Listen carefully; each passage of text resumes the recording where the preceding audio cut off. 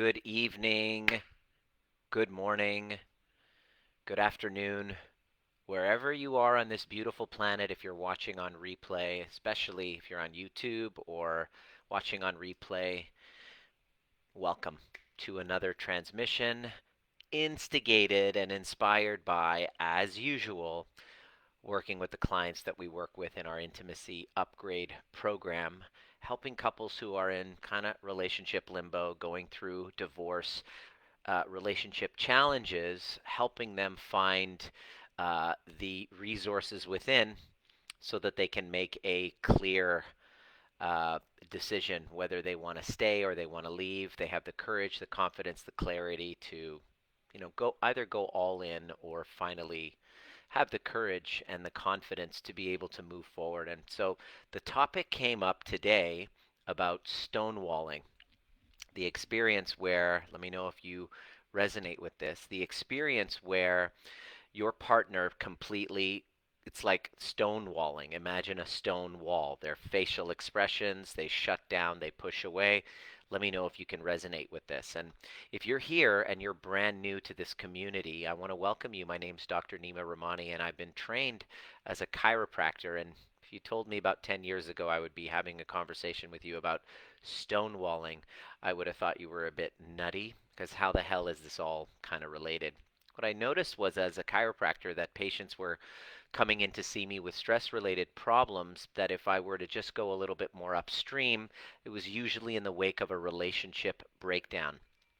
That is, chronic pains, chronic aches, chronic digestive, hormonal, all these chronic fatigue type of physiological conditions. I noticed a pattern that they were happening in the wake of relationship conflict. Didn't necessarily have to be romantic. It could be mother son, mother daughter, sisters, some sort of a fracture, conflict, a fracture, a rupture within a relationship dynamic. I was noticing really correlated with people's health. And when I made that connection years ago, I just started creating these workshops in my office to just help people deal with the stresses and the conflicts of everyday life, the internal conflicts, because as within, so is without. And so, what I noticed and observed was that when people started learning the tools, transformation of their perceptions, transformation and creating safety in their bodies, healing their past attachment wounds, their health problems started going away. So, that was about 5 years ago when I decided I was going to sell my practice, and I've moved on, and now I have an online community of self healers. I teach in this Facebook group and also on YouTube. And today's training has to do specifically with stonewalling. Let me know if you can resonate, first of all, if you resonate with that whole concept.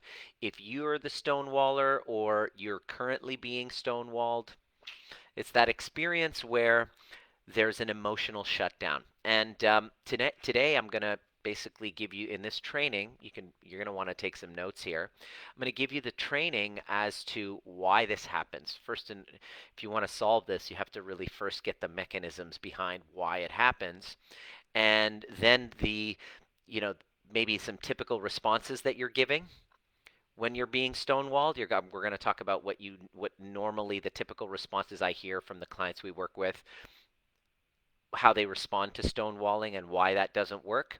And then the third, I'm going to be talking about the solution, exactly the step by step and what to do. So let me know if if any of this resonates with you, and please don't be shy. Engage with me. Let me know uh, what this experience is like for you. So basically, why you're being stonewalled. I want you to imagine your partner completely shutting down, and how frustrating that is for you, and how much you're needing a response, and how much you're needing, is everything okay? Are you okay with me now? What's going on? And the first reason, the reason why that we have stonewalling, reason number one is that there's too much pent up emotion. So your partner's nervous system, and I really want you to get used to, and if you want to create secure relationships, really, which is what this whole conversation is about, it's really important to start viewing people through the lens of the nervous system. That I want you to imagine them with a nervous system that doesn't feel safe, that has so much pent up emotions that it's been unresolved. So it's pent up resentment, pent up guilt. So there's too much pent up emotions, number one. There is, and so they don't know how to express it. It's just so stuck there. They don't even might not even be aware. They might not even have an ability or have training in being able to just kind of go in their bodies because they've been in their heads so much because of old traumas that they don't know what's going on inside. So it's just confusing. And when you have all like guilt and then shame and then resentment and all this shit piling up, you don't know who's who and what's what. So you just shut down. So that's reason number one. Number two is number one is pent up emotions. Number two is unresolved resentment. Resentment is like taking poison and expecting the other person to die. And so the work that we do is really about uncovering and unearthing resentments in our own lives. But what happens when they have resentment towards you? Well, if they're stonewalling you, just understand that they're holding on to some resentment, and that's okay. Okay, I want you to really be okay with that. Having a relationship with somebody, I'd like to say that I never piss off my wife. I'd like to say that, but it's just not true. It's on a daily basis. She could have easily, if she wanted, she could look for 5 to 10 things per day to be resentful about. Luckily, she chooses not to do that because she wants to have a healthy relationship, and I choose not to do that as well. But if somebody's stonewalling you, even if it's a friend, likely they have number one, pent up emotions, number two, unresolved resentment. And resentment is best served by expression. But the problem is, number three, that they don't feel safe. Stonewalling, the key component here that I really want you to understand if you want to have these secure relationships, is to see them from a nervous system standpoint that they don't feel safe expressing their emotions. First of all, they might not know what it is, but their resentment is so built up. And number three, they don't feel safe in expressing them. Why? Well, probably because in the past, if you could be honest, when they shared how they felt, when they shared their resentment, you might have taken it as criticism, as the criticism as an attack. So instead of hearing them, you either you defended, you deflected, all of the tricks that the ego does. We deflect, we blame, we invalidate. You probably gaslit them and you made them feel like shit for expressing their emotions. So stonewalling becomes the natural option when I don't feel safe. If you and I are in a relationship and I've been trying to express my emotions, and maybe I'm not great at expressing them, but every time that I do, I end up getting punished. I end up feeling worse for expressing them. Well, then, what the fuck am I supposed to do? I'm going to stonewall you because it's an intense lack of safety in my body for expressing my emotions. But the problem is, in order for me, this is the conundrum, in order for me to let go of this freeze, stonewalling often is what we call in nervous system speak the dorsal vagal shutdown, is when your nervous system doesn't feel safe. It's like you check out. You've already checked out because the expression of their emotions, because you don't know how to regulate your emotions. But I'm not blaming you. I'm just saying, I'm not making them right here. I'm just saying if you want to create a secure relationship, you're going to put this lens on and see that they have had the experience when they have expressed themselves. You've taken it as criticism, which we normally do when we don't have the skills and the tools to become trigger proof. We took it as criticism, as an attack, and we defended and invalidated and said, oh, thanks. Thanks. So I'm a shit husband. I'm a shit father. I'm a shit this. I'm a shit that, instead of really listening. Does this make sense? Hey, Suzanne, I'm glad that you can relate. Stonewalling becomes the natural response that your partner will create, that will come to the only solution that they'll come to when they don't feel safe expressing themselves. So that's why stonewalling happens. That's the first thing. Now, I'm not making it right. I'm not making it wrong. I'm just saying, are you interested in solving this? Because what's the outcome that you want? Most of the people who reach out send me these long messages about how their partners are this, and he's a narcissist, and he's a that, and da da da da da da da da. And then why do I have to do the work? Why doesn't he? And I'm like, okay, look, who here is asking? You have tremendous power. What I want you to know is you, just one person, one part of one part of the dynamic has tremendous power to transform the whole relationship. You just got to be willing to take it on. Like, I want you to start looking at yourself as the captain of the ship instead of giving the captaincy over there. You're the one, you're the energy floating through outer space on this floating spaceship with the capacity to create, as the captain of your ship, a secure relationship. And your partner is stonewalling you. Understanding their nervous system and understanding why gives you an advantage, because now you can make choices. I can sit here and go fuck him or fuck her. Um, they should get over their shit. I'm fine. Or I could basically, that's me playing victim and being a child and wanting them to do the work. Or I can step up and go, all right, I'm committed. I'm committed. I'm committed to doing the necessary work it takes to be able to create to be able to have them feel safe enough to let that stone wall go. Are you interested? Because that's what this conversation is really about. The problem is when you get stonewalled, the typical responses that you give that don't work.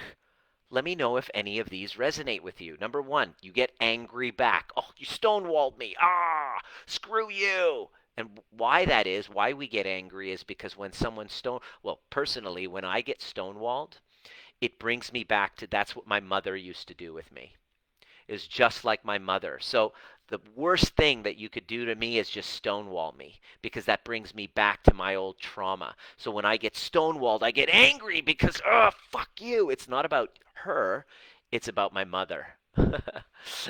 So what happens? That's when you get angry, that's what's happening. You're reacting from a wound from yourself, okay? That's one of the typical responses. You might roll your eyes like, oh, or you might like threaten, like you're forcing, like, come on, tell me, talk to me, like you get in their face and you're like, tell me, based on your wound, because you haven't learned how to resource yourself. Or you can turn around and give them ultimatums. If you don't talk to me right now, then I'm leaving. If you don't talk, like, which is what our little child does. And all of these are our wounded responses, which we're all totally entitled to our wounds. But the question is, what results, what outcome is it that we're looking for? And the outcome that we're looking for is to reconnect. So in order to reconnect, it's really important for me to look at my behavior and take responsibility, right? And so those reactions are not going to get me the ideal outcome that I'm looking for. Now, what will? I'm glad you asked.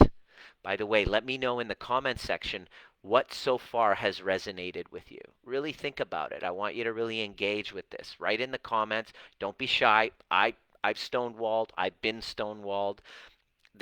We're all learning here. Getting relationships right is a commitment to learning. I'm committed to learning. I'm learning with every conflict.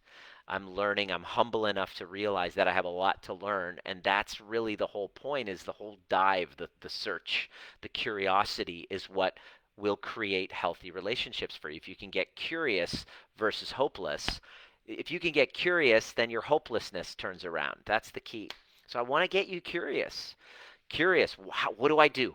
Are you wondering, what is it that I do? Good, I'm glad you asked. The first solution is to learn how to resource yourself, to become trigger proof, which is what this community really is about, to become kind of like emotionally bulletproof. You must learn to resource yourself. If you've been brought up with those wounds that they're bringing up from childhood because of the stonewalling, and you're expecting them to solve it for you, you're missing a very critical step that gives you so much power. It takes work. It takes responsibility. It's not easy. It's not quick. It's not overnight. It takes some guidance. But the rewards are that you're no longer the victim who's waiting for somebody whose emotional well-being is in the hands of somebody else. You have clearly defined boundaries of who you are, and you have a healthy sense of self. You develop a healthy sense of self when you learn how to become trigger proof and resource yourself. If you haven't already watched, I have a masterclass virtual workshop that's 90 minutes long that teaches you the steps of becoming trigger proof. If you follow the link below, I have a coupon code that makes it free. Normally it's 97 bucks, but I have a coupon code for anybody in this community, and it makes it completely free for the 90-minute training, because I don't have time to go over it in this training, but it's a deep dive. If you're curious to learn how to resource yourself and how to become trigger proof and what the steps are necessary in order to do that, then that training will cover it. So it'll be in the link, a link of that in the comment section, so that you can dive in there, and I have kind of like a coupon that makes it free. So that's the first one, resourcing yourself and becoming trigger proof. Number two, once you've resourced yourself, why is that important? You got to help them feel safe. Remember, safety. If I'm angry, you're stonewalling me because you don't feel safe expressing. If I come in with energy, my energy is like angry towards you. As soon as I walk in the room, you'll be able to feel it. And you won't feel any safer to express yourself and let down your stonewall. Okay? So resourcing yourself and becoming trigger proof is the most important part. If you skip that, then all the other stuff will feel inauthentic. They won't, because they can feel you. You can spot you can spot the neediness, you can spot the bullshit. Your body doesn't lie. Learning how to create safety in your body and becoming trigger proof and resourcing yourself is super duper important. One of the key components is learning how to heal with that inner child that got triggered from the stonewalling, which I'm going to talk to you about in a little bit, about how to go deeper into that. So number two is you want to start non-verbal presence and touch. Okay? Okay, let me give you an example. Non-verbal presence and touch. So coming in and trying to get you to talk when you don't feel safe doesn't work. However, if I've resourced myself and then I come to you and then I sit next to you and I just give you my presence and I look you in the eye and I stand in my divine masculine, because that's what happens when you become trigger proof, or in your divine feminine, you're leaning back and you're in your divine feminine and you're just in a state of presence, and then you do safe touch or maybe even an embrace, a kind of like a co-regulating embrace. All of a sudden, their body, if you just hold hands, like a gentle hand holding or an embrace, their body all of a sudden starts to relax. Because that's what's happening in their nervous system. Especially if you hold them for a while, it starts to produce oxytocin, which then creates this feeling, kind of like a sinking feeling in your body, where they all of a sudden feel safer. It's like, feel safe. And then your body will relax. And then once your body somatically are in a state of relaxation, that's when communication strategies will start to work. I just spoke to a gal who's a very successful coach, who's a client of mine today. She did all the communication trainings. All the communication trainings. Her and her partner separated like 3 times. They're on the brink of divorce, and it's happening. And she's done all the communication strategies, but here's the problem. She left out that first part. And it's not her fault. Nobody fucking taught her. Nobody taught me. I went through a divorce and 9 failed relationships after, until I got this. And now that I know this, I guarantee I'm going to have conflict, but I actually feel ready to handle what's ahead. When you get that first part right and learn how to become trigger proof and resource yourself, you then create safety in your own body. Then, only then, once you've co-regulated, can these communication strategies work. And truth be told, once you've taken care of that, you've literally taken care of 90% of the problem.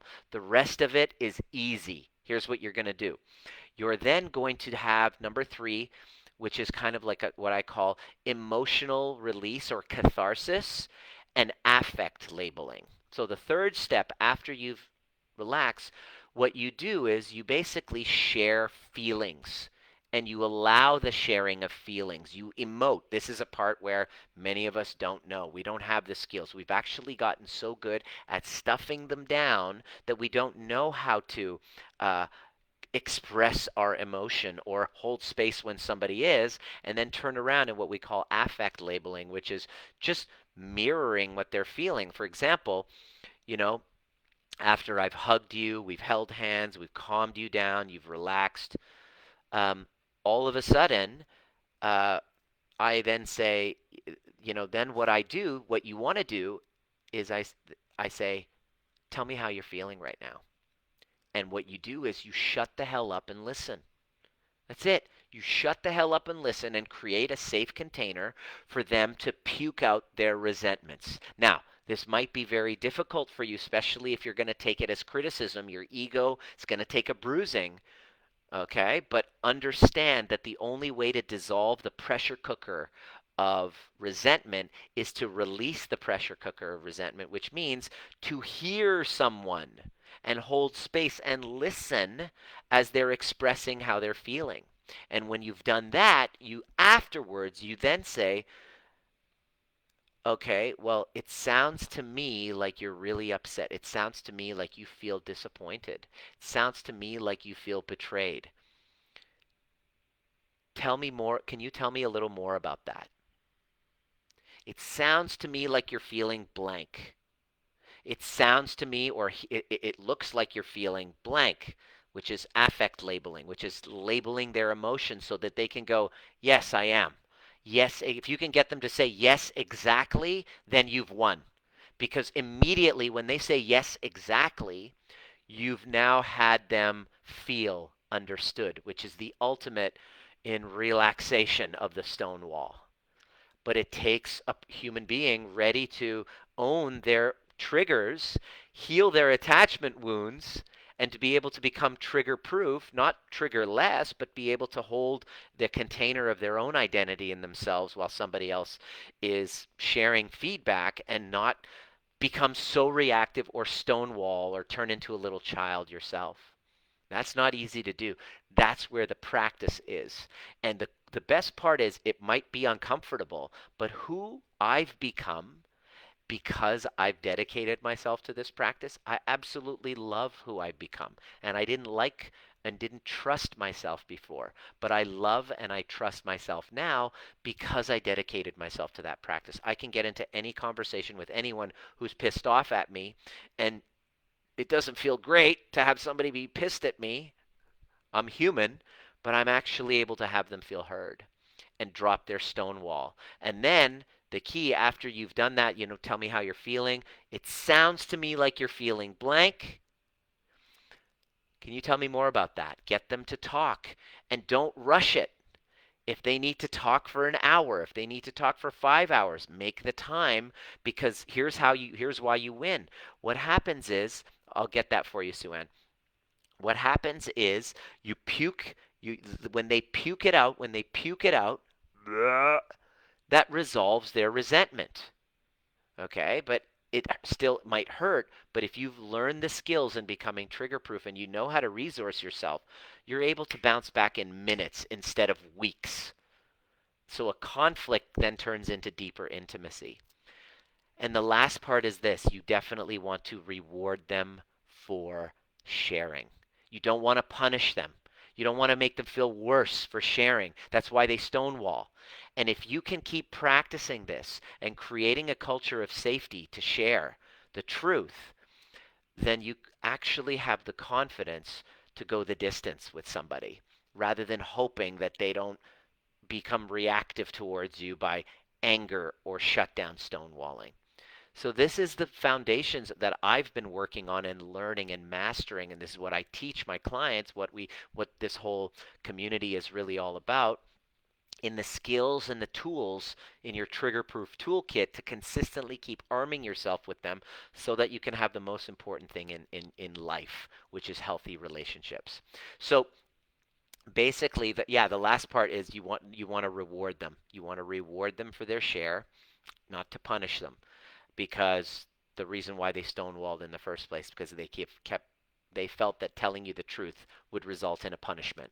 So we definitely, you can totally turn it around, and I highly recommend you make that a priority. So where do you begin? The best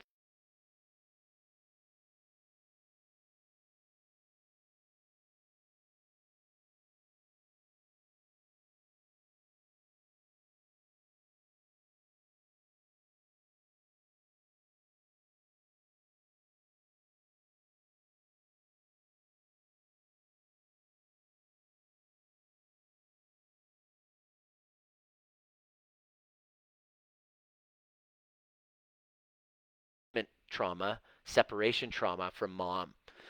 So that, and then many other experiences like that growing up, I would just keep repeating it.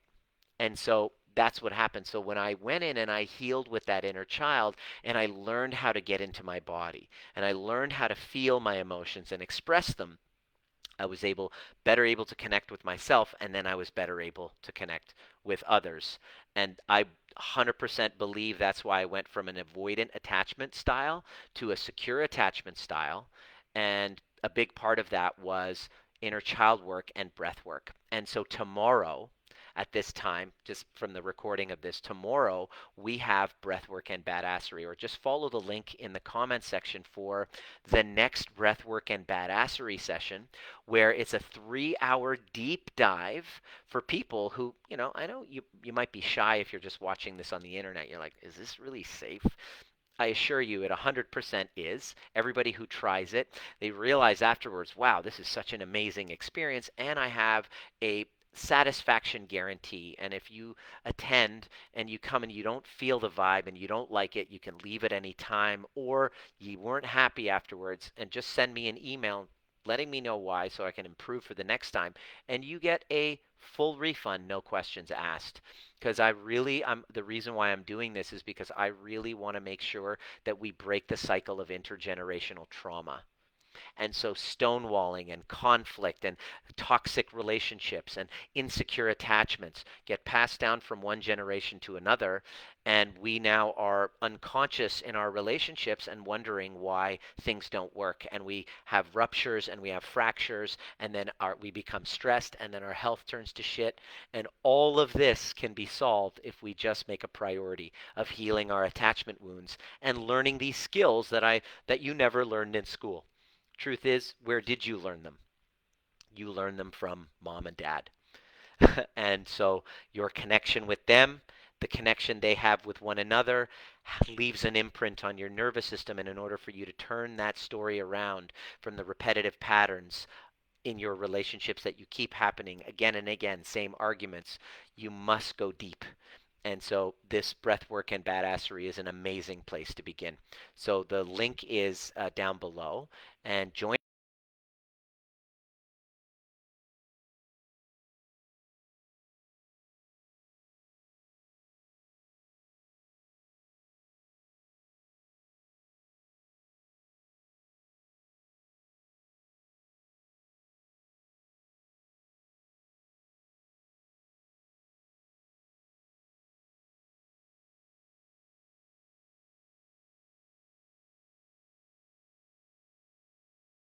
and let me know what came up for you here. If you have any questions about this, maybe I might even do a video. Don't be shy. Let me know what came up for you here, and we'll see you at the next perfect time.